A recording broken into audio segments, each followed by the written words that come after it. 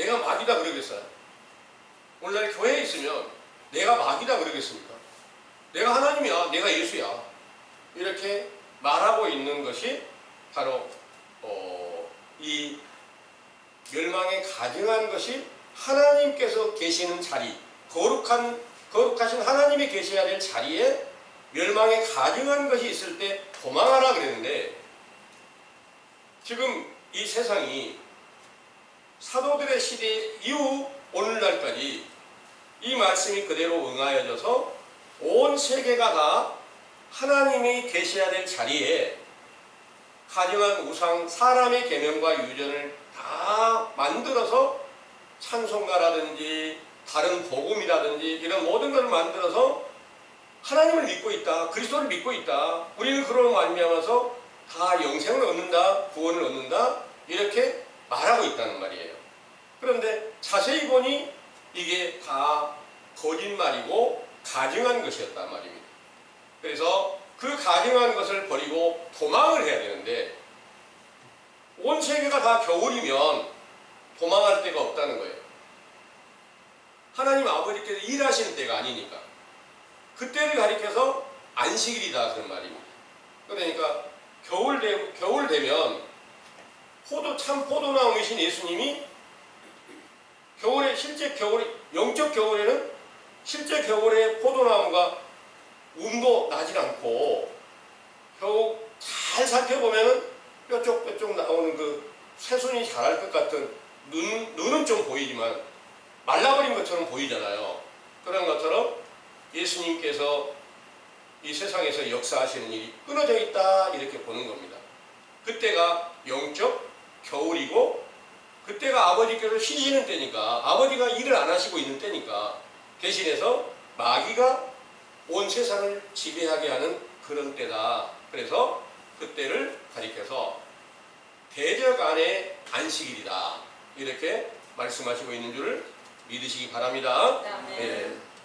그 대적 안의 안식일에 들어가 있으면 안 되겠죠. 예. 처음으로 제가 이 온 세계가 다 거짓에 미혹되어 있고, 안식일에 대한 정확한 증거도 알지 못하고, 하나님의 계명을 자세히 깨닫지도 못하고, 모든 계명과 규례와 법도를 다 어기고 있는 것을 내가 발견하고, 또 내가 다시 찾아갈 길을 계속해서 찾고 구하는 가운데서 오랜 세월 동안 찾아서 지금 여러분들 앞에 이 사실을 알려드리고 있습니다. 그러니까 하나님이 계셔야 할 자리, 그 자리에 진리의 말씀이 있어야 되잖아요. 그런데 사람의 계명과 유전으로 허탄한 거짓말을 만들어 전파하면서 오늘날 세상을 보면 우리는 안식일을 지키고 있어, 이런 분들 있죠. 근데 안식일을 어떻게 지켜야 거룩히 지키는 것인가? 실제 날짜는 알아요. 날짜는 알았는데 거룩히 지킨다는 건 어떻게 거룩히 지킬 수 있느냐면, 그리스도께서 내 안에 살아서 나타나셔야지만 거룩하게 지킬 수가 있어요. 그리스도가 없는 가운데서는 거룩하게 지킬 수가 없단 말이에요. 지금 오늘 함께 여러분들이 예배에 참여하셨어요. 거룩히 지킬 수 있을까요? 아니에요. 다만 우리가 거룩히 지키지 못하고 있는 이 죄를 발견하고 회개하는 그런 귀중한 기회를 얻고 계신다는 것을 믿으시기 바랍니다. 네.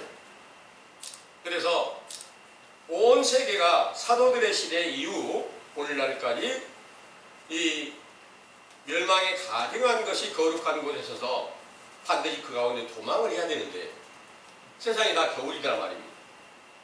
황폐한 안식일이 되어 있단 말이에요. 어디로 도망해야 될까요? 하나님께로 피해야 되는데, 그 피할 곳이 어디였느냐? 선지자 세례 요한의 때에 속한 교훈을 찾아가는 게 피할 곳이었다는 것을 확실하게 이제 증거해 드리는 것을 잘 믿으시고, 여러분들도 내가 그 가운데서 피해서 내 죄를 발견하고 회개해서 진짜 실제로 안식일 날짜도 회복하고 영원한 안식일도 다시 찾자. 이 확실한 증거를 여러분들 마음에 새기고 이를 위해서 충성된 제자로 함께 돌아갈 수 있게 되기를 간절히 원합니다. 네. 예수님께서 이 세상에 오시기 이전에도 온 세상이 다 악하고 음란한 세대였으니까 그때가 바로 하나님 아버지께서 쉬시는 겨울이고 황폐한 안식일이 된 겁니다. 악하고 음란한 세대였으니까. 그때 처음 시작이 선지자 세례 요한이 와서 회개하라는 명령으로 예수님 오실 길을 준비하게 되죠. 그런데 세례 요한이 안식일 날 무엇을 어떻게 했다? 예배를 드렸다? 이런 내용은 성경에 없어요. 예수님께서 나타나시면서 처음으로 안식일을 자기 귀례다 이렇게 말씀하시면서 내가 이 세상에 온 목적은 귀신에게 눌린 자, 앞을 못 본 소경, 포로가 된 자, 이들을 다 자유를 주고 눈을 뜨게 하고 병든 자를 다 낫게 하기 위해서 내가 왔다. 그날이 안식일이다. 이렇게 말씀하신 거예요. 본문의 말씀입니다. 누가복음 4장에 다시 한번 보겠습니다.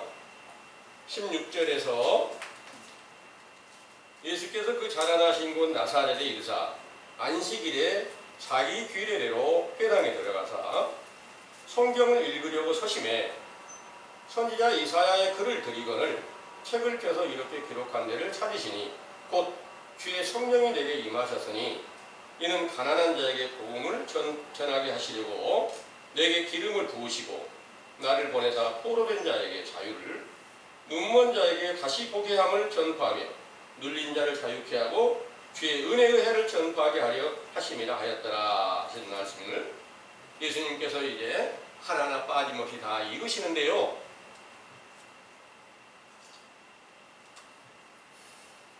언제 이 말씀이 완전하게 제자들에게 임하셨을까요? 예수님이 이 회당에서 복음을 전하실 때 병든 자들을 낫게 해주는 거예요. 실제로 육체에 병든 자를 낫게 해주는 겁니다. 그때 너희는 지금까지 귀신에 눌려 있는 거야. 온 세계가 다 악하고 음란한 세대거든. 너희는 전부 다 하나님의 나라의 것이 하나도 없어. 다 가난한 상태에 있어. 영적인 가난함. 그러니까 오늘날 이 세상에서 우리는 예수 그리스도를 영접했습니다 하면 성경적으로는 가장 큰 부자가 된 거예요. 예수님 안에 모든 하나님 나라의 만물이 있거든요. 아버지도 함께 계시고 가장 큰 부자죠. 여러분들은 지금 어떻습니까? 그리스도가 계시지 않는 사실을 정확하게 깨달음이 됐어요. 그러면 영적으로 가난한 상태가 됐습니다. 그때 예수님께서 오셨을 때도 온 유대 나라 백성들은 우리는 아브라함의 후손이야. 그래서 축복받은 자야. 우리는 반드시 하나님의 나라가 천국이 우리 것이야. 이렇게 믿고 있으니까 그들은 부자예요. 그런데 세례 요한의 때부터 회개하라는 명령을 들을 때는 우리가 독사의 자식이었네. 우리가 지옥 자식이었어. 이런 사실을 깨달았을 때 심령이 가난한 상태가 되고 그들에게는 천국을 기업으로 받을 것이다. 복을 받을 것이다. 이렇게 말씀하신 것을 마태복음 5장에서 말씀하신 줄을 다 들으셨죠? 예. 그래서 가난한 자에게 복음이 전파된다.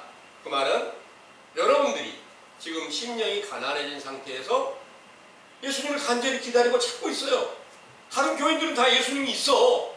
그런데 우리도 알지 못했을 때 똑같은 생각을 가지고 똑같은 믿음을 가지고 있었지만 자세히 보니까 없어. 그러니까 가난해진 겁니다. 이 가난해진 상태에서 다시 인자하신 예수님을 간절히 찾고 구하는 일이 지금 우리에게 시작되었음을 믿으시길 바랍니다. 이때 안식일 예배에 참여했던 예수님 말씀을 듣고 있던 자들은 우리는 지금 가난한 상태야. 그리고 또 그 다음에 가서 나를 보내서 포로된 자에게 자유를 그랬잖아요. 어떤 어떤 포로에 갇혀져 있을까요? 실제로 육체로는 자유롭게 살 수 있어요. 그때 당시에 로마의 이스라엘 나라가, 유대 나라가 로마의 주권을 빼앗기고 종노릇을 하고 있을 때는 맞습니다. 그렇다고 해서 모두가 다 그 안에서 이렇게 옥에 갇혀 있거나 포로로 이렇게 다 붙잡혀 있거나 이런 건 아니잖아요. 영적인 포로라는 것은 마귀의 권세 안에 갇혀 있는 것을 포로로 비유를 했습니다. 그러면 오늘날 온 세계가 다 사단의 권세 안에 갇혀져 있으면